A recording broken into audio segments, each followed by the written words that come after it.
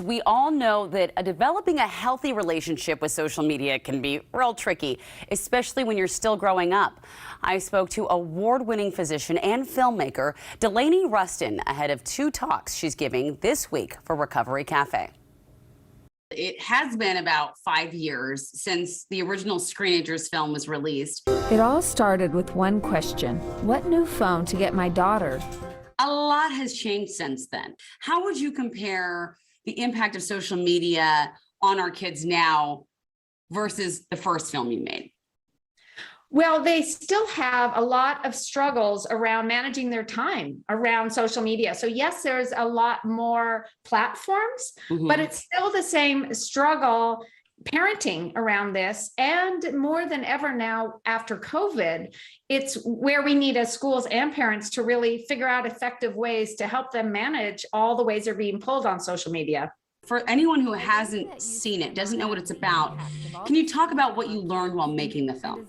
Yes, I definitely learned that it is so hard as a parent to figure out how to do this. And when I was starting off in this with my kids who were begging for more and more screen time and sneaking it, I would get so mad and I would do a stab and grab. I would stab them with my eyes and grab whatever device they had. Yeah.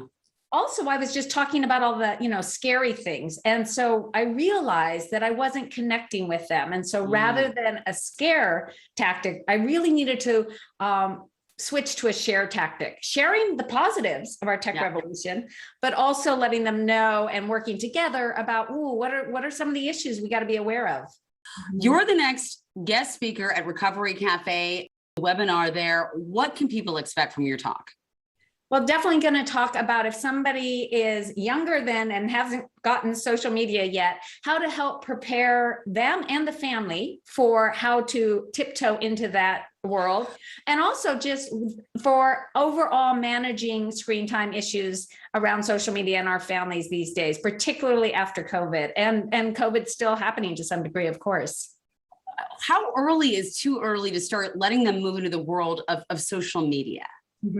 Well, it's not an either or. So sometimes that we have to know that they can maybe start on TikTok a little bit of time and that we're monitoring and talking to them. So I think often we think social media or not. We know a lot of kids 8, 9, 10 have devices, but some of them are dumb phones. And a lot of parents are not letting their kids that young to be on social media. And I agree with that. So the goal is to keep them off of, just fully immersed in it as long as we can into later middle school. But even when they get it, it's really about working with them for a set amounts of time. I mean, there's Facebook Messenger for kids. I was just talking to a colleague about this.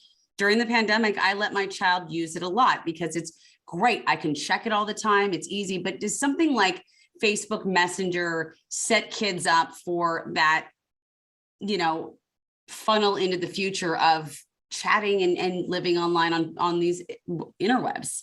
That is part of what they will be doing, and starting conversations with our kids before they're on the larger social media platforms is key. And one of the biggest messages I like to get to parents is I hear from kids and teens all the time that they're worried that if they tell their parent that something uncomfortable has happened on any of these situations, and it can just even be Facebook Messenger, right? They feel like they got left out or someone was mean, that we're going to take all of their devices, all their social media, and throw them to the moon.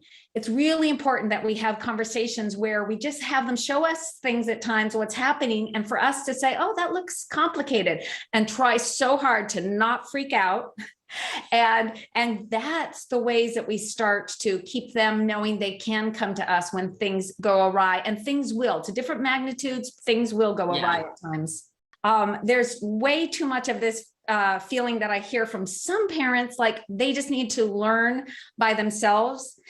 And that is unfair. They're being pulled in many directions by the tech companies that serve it up to them more amazingly, videos that they want to watch, as well as their desire to have fun, as well as all their friends pulling and pinging at them. So, one of the campaigns we created years ago, which is still happening, is called Away for the Day, how schools can help bring cell phones put away during the Yes. school day. So this is really, the whole Screenagers movement is about all sorts of different ways that we all work together.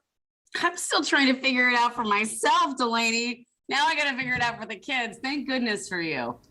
And Delaney will be giving 2 virtual talks as a part of Recovery Cafe's Kids and Screen series. The first is this Wednesday and geared towards caregivers of 4th through 6th graders. Her second talk is Thursday for caregivers of 6th through 8th graders. The talks, they will take place virtually between 7 and 8:30 p.m. with time for questions and answers at the end, so you want to make sure you get in there. They are free to attend, but you do need to register first. To do that, just visit the website on your screen. We're also going to have all this info on our New Day website. Well, more younger kids are starting to get their vaccines, and coming up, we're going to take you inside a clinic at a local elementary school to see what the process is like when we return. This portion of New Day Northwest is sponsored by Recovery Cafe.